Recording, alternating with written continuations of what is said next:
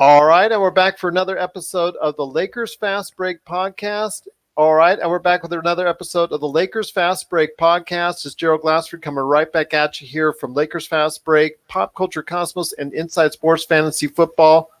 Well, I'll tell you what, it's the December to remember right now. We're in the middle of it. It's already started for us.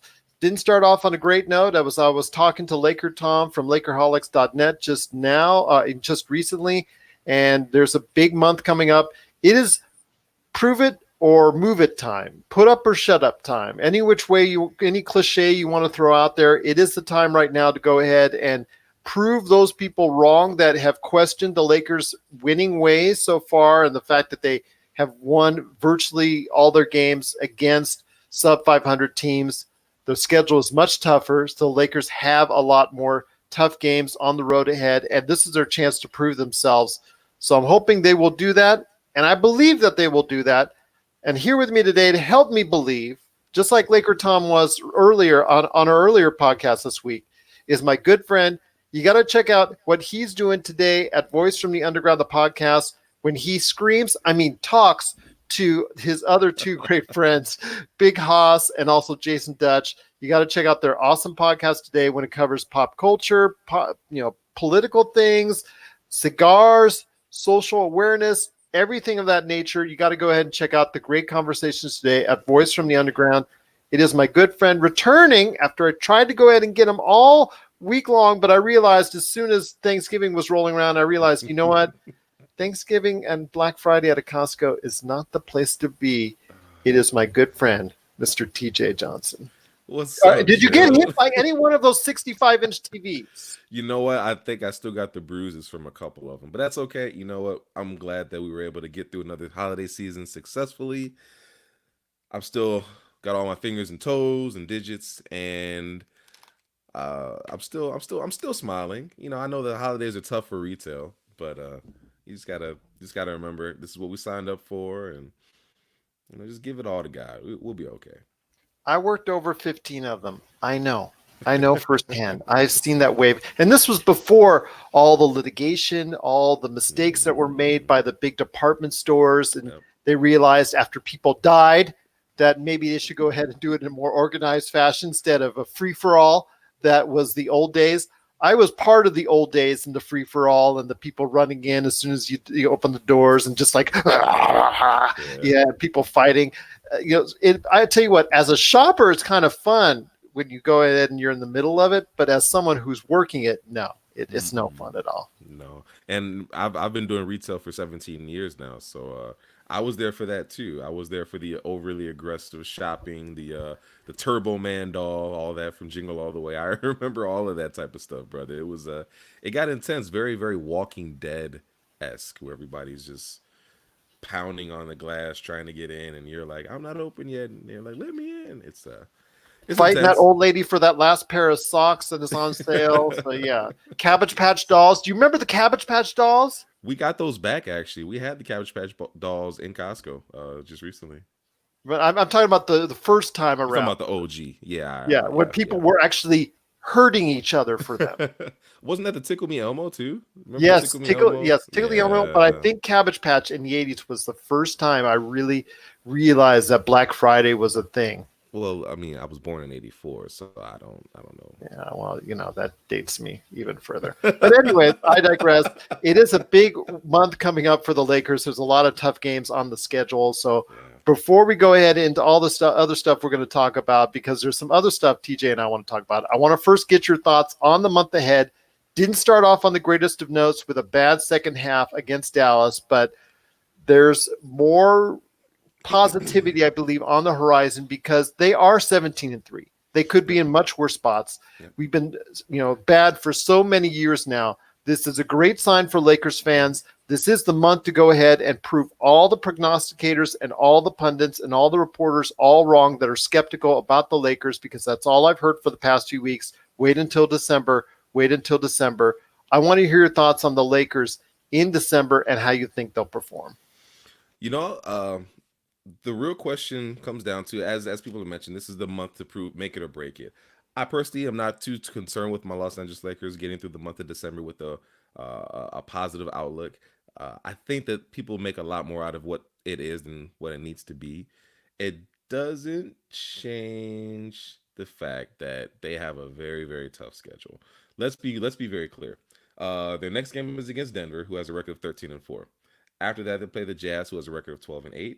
Then they go to Portland, who has a losing record, so we'd expect a win there, right? Then we come back home and we play the Timberwolves, who they have a winning record as well. The truth is, the three teams that we've lost to, uh, two of those three teams had winning records. The third team, obviously being the first team, the Clippers, and that was the very first game, so nobody had a losing record at Well, that all point. three teams have a winning record: Toronto, Well, the Dallas, and the Clippers. right, but when we played the Clippers, it was 0-0. So my point Oh, in okay. saying that was we were playing when we lost to these Technicality. when we lost to these teams, those two teams were already winning teams. The Clippers, yes, are a winning team as well, but they weren't winning by the time we played them. Point is, people are starting to question if the Lakers are legit because they've beaten teams that have won. They haven't beaten teams that have won, but they've beaten the teams that have been losing. I am not so quick to jump on that uh, bandwagon as far as saying, eh, they're not going to be winning against these teams. I think they're going to still perform against these teams. I think now they're being really tested. I think you're truly going to see what you're made of. And I agree. I think this is going to be a make or break month for them. Uh, let's be very clear. They lost last night. They lost. That Dallas Mavericks team was playing very, very well. Luka was playing out of his mind. He really was. He was playing out of his mind. And it really showed in that second half. The Lakers defense fell apart, and Luka Doncic just really kind of came in, and he came to bring it to the Lakers, and that's exactly what he did. He came to bring it to his idol in LeBron James. Uh, he just acted a fool. So I'm completely okay with the fact that we lost to that team that was playing out of their mind. Will we lose to that team at a 7-game series? I don't believe so. Not at all. But did we lose to that team? Yes, we did. You know what? Laker Tom had the same exact sentiments that you did, that in a 7-game series, if they were to match up in the playoffs, because you know what, everybody out there, Dallas is a Jet.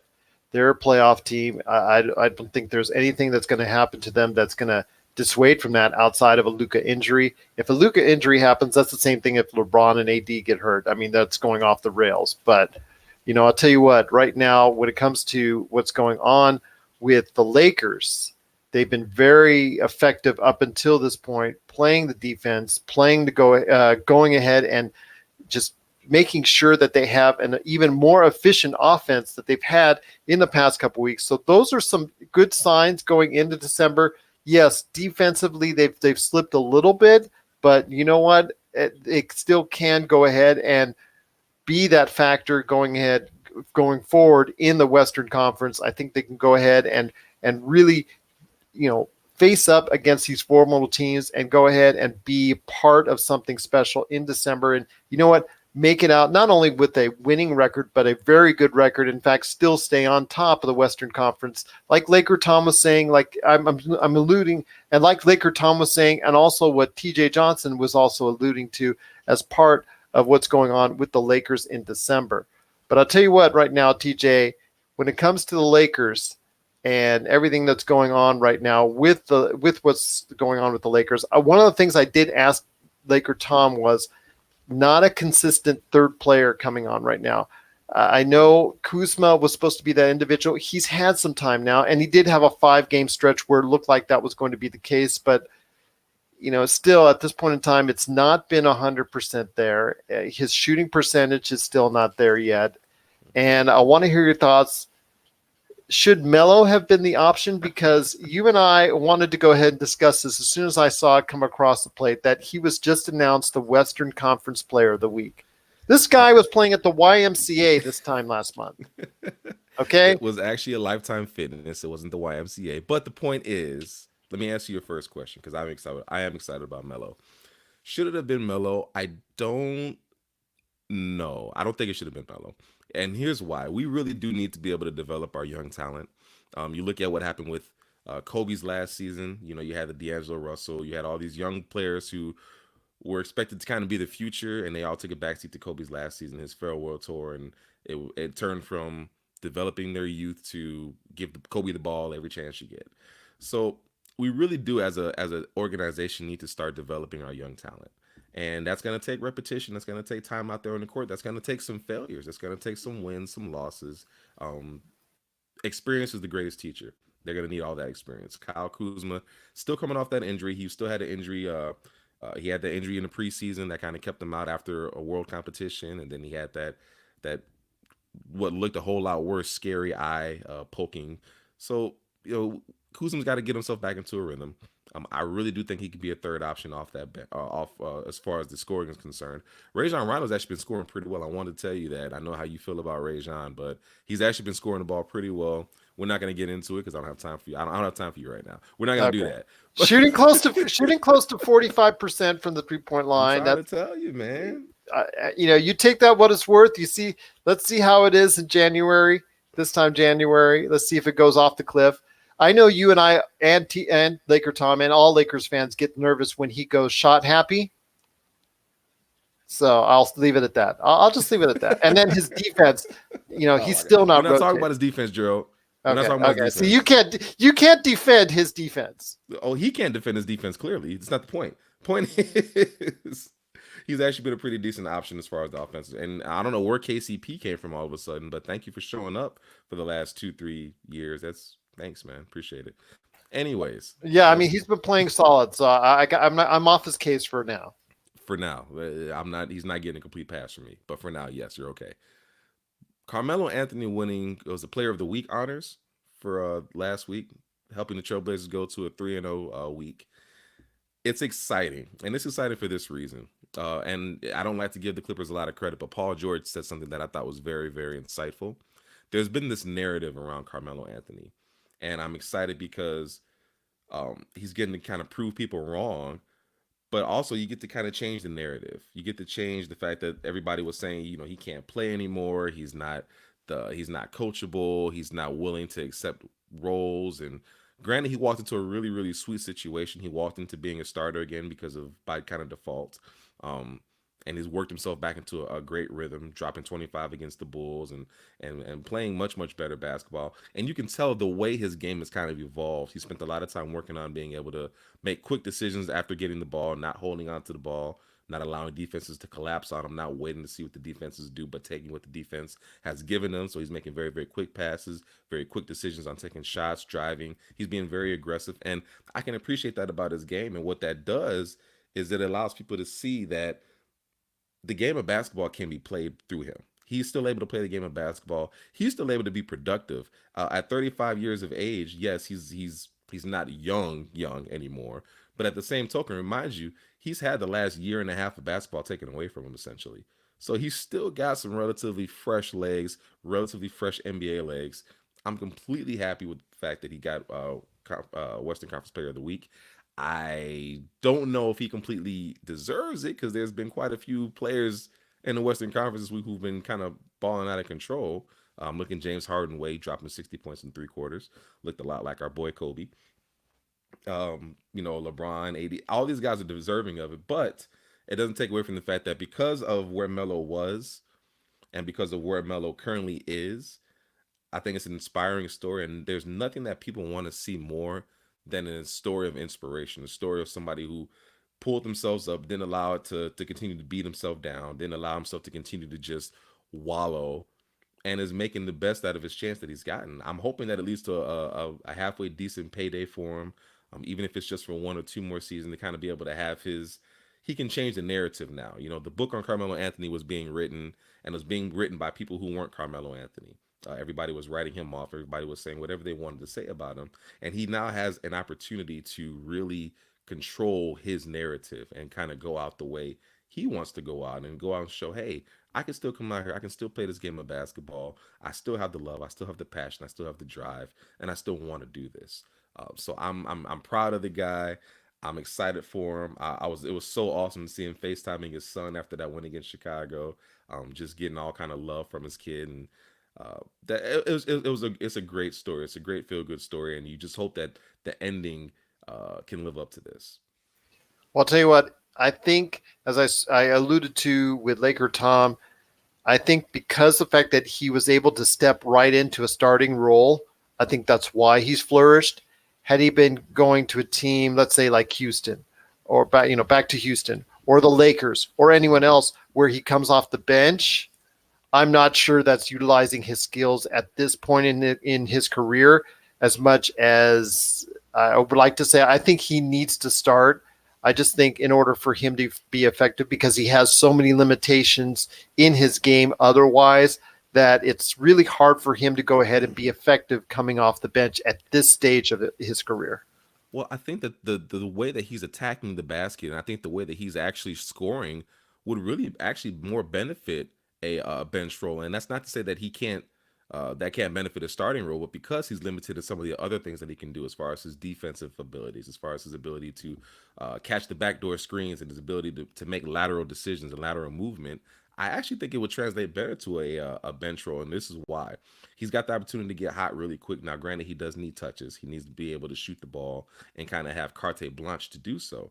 Being the leader off of a second unit, you kind of get that opportunity. You know, if you're the first guy, if you're the sixth man off the bench, look at a Lou Williams. You've got carte blanche as far as taking the shots that you want to take to make sure that you get the team going, or that you kind of keep a lead going, or whatever the case may be. I actually think because he's making smarter decisions with the basketball, much quicker decisions with the basketball, I think he'd actually be better in a bench role. That's not to say that he's not doing fantastic in the role that he's in now. And I think mentally is where he might need to be the starter. And I think that part, you can't take that away. As far as his mentality, he wants to be a starter. So would he have translated well to a bench role because of the fact that his talent may not have translated to that? No, I think his talent would have absolutely allowed him to take a bench role. I think his mentality still is I'm a starter. And I think because he's in the situation he is in Portland, it was really, and that's why I alluded to it before. It was a win-win scenario for him. He needed the opportunity just to show he can play basketball, and he got to be a starter right off the bat. If he was again just a bench player, his talent would have still been there, but his mentality to go with the talent might have changed how much talent he was actually able to show. And that's why I don't think he would have flourished in a bench role with any team at this point in time in his career, because the fact that he's so fixated on becoming a starter. I mean, listening to his interview that he did while he was a free agent, it just speaks of that he's not letting go what he once was. Mm-hmm. And right now it serves him well. I mean, he's taken that energy, that momentum of getting back into the league, and he's maxing it. He's doing everything he can to maximize his performance, but he needs reps. And I'm not sure if he's coming off the bench either as a sixth man or a leader off the bench, or the things that you described. I'm not convinced that you can guarantee him the reps that he would need in a particular type of offense with the Lakers or with anyone else. I mean, let's say he goes to the Clippers. He's certainly not going to get it there. And most other teams, he's certainly not going to get it there. Maybe if he went back to Houston, but then again, that situation was already bad already. Mm-hmm. So with the Lakers, it's tough to say because their rotations are so variated from time to time, because of the fact that they're so unstable, for lack of a better term, with their bench at this point in time. So it's really hard to gauge exactly how well he would have performed. But I do, as I said, as I was talking to Laker Tom, I do think he would have been an upgrade over Jared Dudley. I feel bad for Jared Dudley. He's probably one of the nicest guys in the NBA, and he's always the butt of everybody's joke. He's always the worst part of the comparison, right? He's always the. Well, he was called out on it on Twitter. Well, he was called on on Twitter by somebody who's not even in the league anymore. Like, let's be fair. The guy that made the comment about him, Royce White, I think. I'm sorry. Was it Royce White? It's something like that. Point is, he's not even in the league. So for somebody that's not in the league to be able to make that comment, I mean, granted, we're not in the league and we're talking about them, but it doesn't change the fact that, this guy, he really just kind of sounded like a hater. So I'm not putting too much stake into that. What I will say though is that I agree. I do think it would have been an upgrade over Jared Dudley, but I also think that Jared Dudley brought things to the table that Carmelo couldn't do. Carmelo did not, for all intents and purposes, sound like somebody who was willing to take the necessary changes to his game to be able to come off the bench. And Jared Dudley has always been a team first guy. He's proven that in every team he's been in. Not San Antonio, excuse me, Phoenix and Brooklyn. He's always proven himself to be a team first player. That's just who he's been. That's his DNA, and that's really what the Lakers needed. So if I'm the Lakers brass, well, I would have personally wanted to pick Carmelo Anthony, and I could have wanted to pick him for selfish reasons. To be honest with you, It doesn't change the fact that I probably might have put us in a worse position because I didn't get somebody that was necessarily team first. Now, because of his relationship with LeBron, I feel like that would have worked. I feel like LeBron would have, if anybody could have reined him in to get that to work, it would have been a LeBron or it would have been a Dwayne Wade or Chris Paul. It would have been one of those guys to be able to make that work. And I truly think it could have happened. Obviously, at this point, we'll never know, but it's nice to be like, I wonder if LeBron could have probably made that work with Carmelo. There would have been a way. And, again, him being able to show up that second unit and it being very clear that, hey, when it's second unit time, that's all you. Like, you've got the green light to get it done. But within the flow of the offense, don't just turn into hero basketball. Allow the offense to still flow. Allow the offense the ball to still move from side to side, from end to end. Don't just let it stagnate on one side and let the defense collapse and you try to make a move off of that because you're not that guy anymore. Once again, I'm talking to TJ Johnson. You got to check out his awesome show today, Voice from the Underground, with his two great partners in crime. That would be Big Haas and also Jason Dutch, because the way sometimes Jason talks is it's kind of like a crime. But anyways, you got to check out his podcast today. They're a great podcast on every single major podcast outlet, especially Apple Podcasts and all the other great stuff that's out there that can go ahead and check out your podcasts on. My friend, before we head on out, I want to hear your thoughts. It is the month ahead. It is that month now that people are talking about, that everybody was going ahead and pointing towards. They had like a bullseye on. Wait till December for the Lakers. Wait till December for the Lakers. I heard this ad nauseum as I was telling Laker Tom, as I'm telling you now, you've heard, you've listened to all the basketball shows that I have. You listen to all the podcasts and all the stuff on Sirius XM and NBA and all that stuff. Wait until December. That's all I've heard. It is now December. So I want to hear your thoughts. It's now December, especially with the road starting out at Denver, at Utah, at Portland. So the road gets tougher and tougher, leading into culmination into what's coming up this Christmas with the Clippers. And the schedule in between is still very tough. So I want to hear your thoughts, my friend, on this now. December, it's here, it's now. And what are the Lakers going to do about it? Well, the numbers are all very, very even from the standpoint of you got 14 games in December, right? There are 14 games in December. You've only got 5 of those games at home. The rest of those are all away. If I'm the Lakers organization, I'm happy if we can come out of December with the record of 10-4. If we take the 4 losses, I'm okay with taking about 4 to 5 losses if we have to, as long as we come out on the positive end versus the negative end. If we come out with the opposite, 5-9 or 4-10 losses, that's gonna raise my concern a little bit because again, it's gonna show us this is really gonna show us where we need to shore up at. This is really gonna show us where our deficiencies are and where we need to really look at making adjustments because right now we've got the new season rust off, if you will, and obviously a player like LeBron didn't have any new season rust, but now we're into the flow of the season. Now we're into the NBA season. This is before the All-Star break. This is before things start to get boring or they just kind of start to go through the malaise of the grind of the NBA season. This is still right into the heart. This is right into the good stuff of NBA season before we take a break for All-Star, then kind of just the roll to the playoffs. So, if we can come out of this with a winning record of, like I said, a 10-4 or a 9-5, I'm in a much better headspace in regards to where our Lakers can possibly go, and this is really going to tell us what we're looking at as far as the future is concerned. If we come out of this month with a losing record, ultimately we'll still have a winning record going into the All-Star break, if you will. We'll still be sitting at about 50%, maybe a little bit more. So I'm not going to be too like, oh my God, wave the white flag, call in the cavalry, whatever the case may be.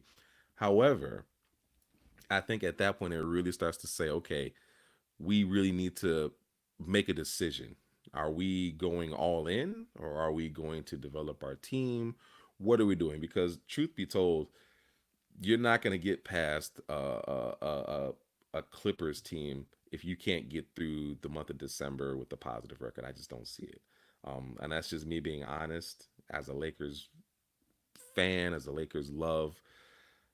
If we can't get out of this season or if we can't get out of this month with a winning record, then it's going to really kind of it's going to sour my look on what the rest of the season can look like, or what the real season, the playoffs can look like. Because we're making the playoffs. That part I'm not concerned about. But when we start getting into the meat and grind, the meat and potatoes of it, and the real grind of the playoffs, our weaknesses are going to get exposed. And if we allow our weaknesses to get exposed during this run, where we're playing different teams as opposed to playing one particular team, and they get exposed by different teams who don't have the time to scout us and to really be able to lock in and hone in on our weaknesses, we're going to be in trouble. Couldn't have said it better myself, my friend. Once again, it's TJ Johnson from Voice from the Underground. I cannot thank you enough for always being a part of the program. Now that you've recovered from Black Friday and, Yes. The wounds are starting to heal and all that, and the scars from all the casting irons and all the TVs and all the stereos and all the things that you could get hit by, the denim jeans that Costco has like lined up like there. I could see you getting hit by a stack while you're just trying to walk innocently by. So tell you what, my friend, I'm just glad to see that you survived Black Friday in and of itself, and I'm hoping for more good things with the Lakers down the road, and that you can finally focus once again on what's going on with the Los Angeles Lakers. Amen, brother. Appreciate you having me on. Always happy to be a part of the Lakers Fast Break podcast. Absolutely, always great as well. Thank you so much, my friend. And tell you what, you're always welcome back anytime as one of my fellow hosts right here. Good things are going to happen in December. We can feel it right here at the Lakers Fast Break podcast.